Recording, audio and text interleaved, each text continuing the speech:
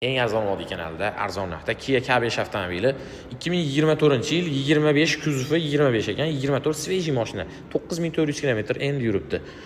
Xo'p, 1.5 turbina motorda, balonlar yangi, tonirovka ruxsatnomalari hali 9 oy bor ekan, po'kaylarigacha olinmagan. Yangi mashina, Comfort Plus pozitsiyasi deyishyapti.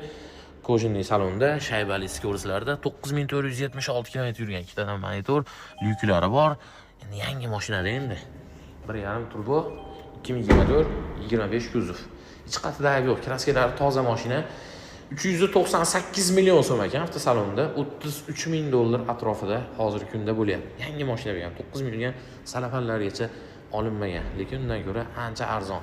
15 kundan beri savdolashamiz bu mashina bilan.